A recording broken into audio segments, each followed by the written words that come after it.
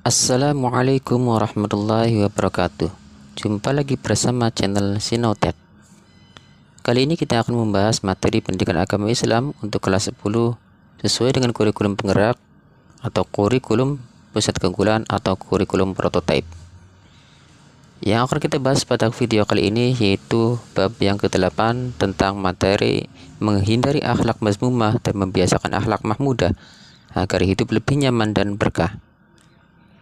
Sebelum memulai pelajaran, marilah kita terus Al-Quran terlebih dahulu. Yang akan kita baca yaitu Quran Surat Ali Imran ayat 133 sampai 134. Bismillahirrahmanirrahim. Wasari'u ila maghfiratin min rabbikum wa jannatin 'arduhas samawati wal ard u'iddat lil muttaqin. الذين ينفقون في السراء والضراء والكاظمين الغيظ والعافين عن الناس والله يحب المحسنين. Pada video kali ini ada beberapa pembahasan materi.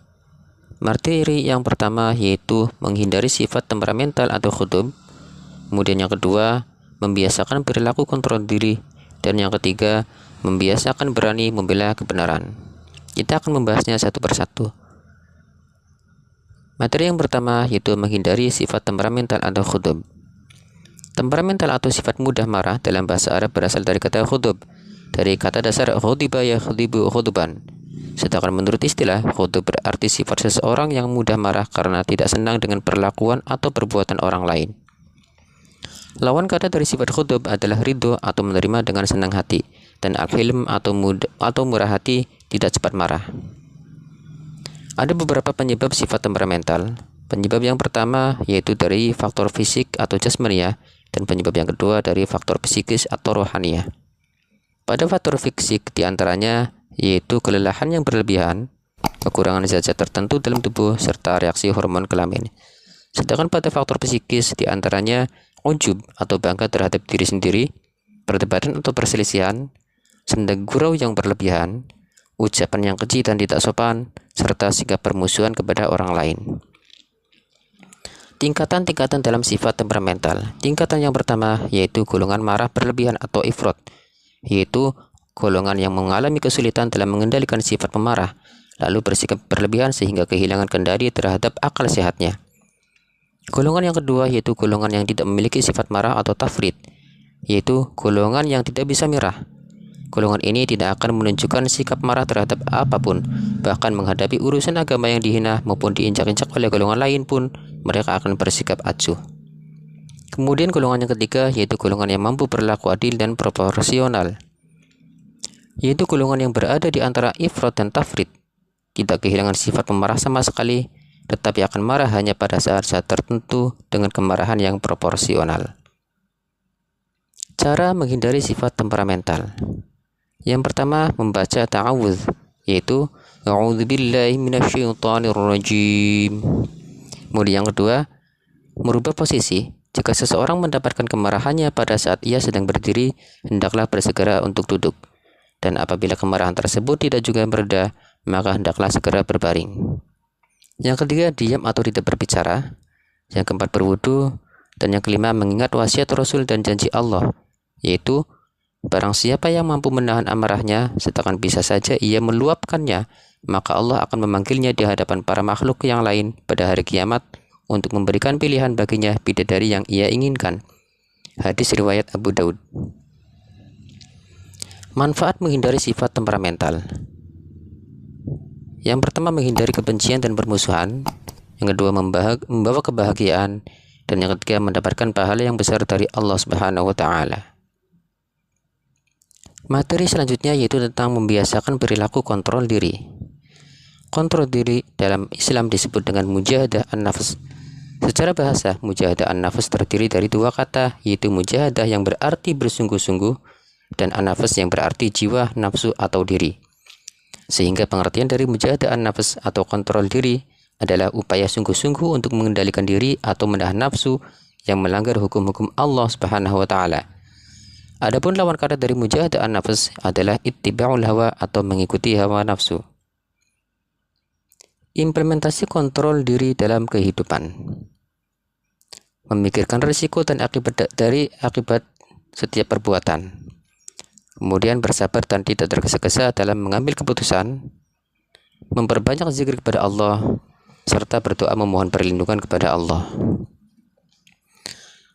Ada beberapa alasan pentingnya kontrol diri dalam kehidupan. Yang pertama, menjaga kehormatan diri.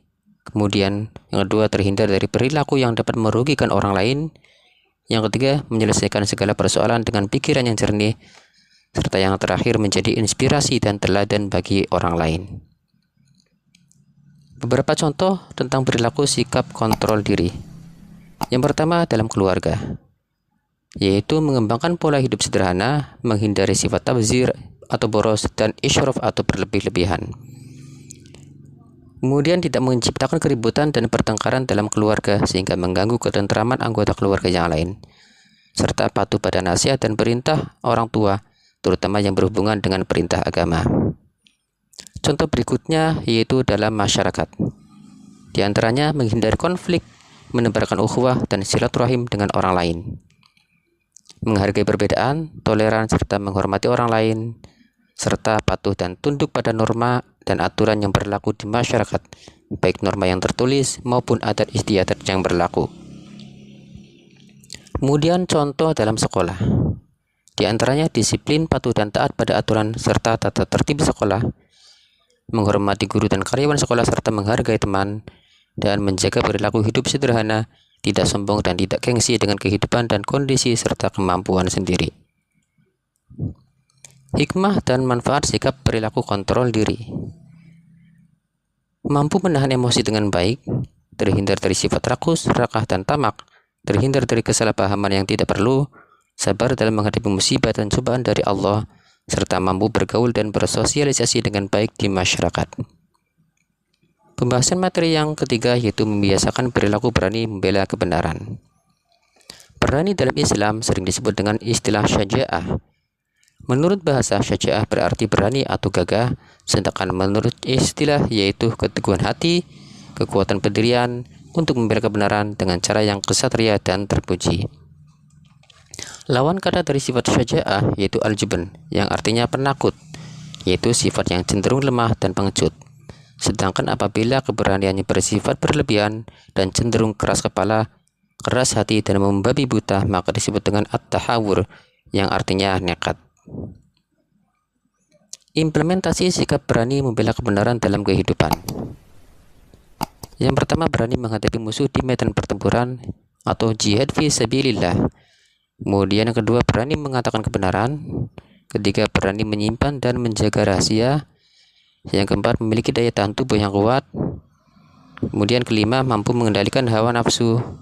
Keenam, berani mengakui kesalahan. Serta yang terakhir, berani objektif menilai diri sendiri.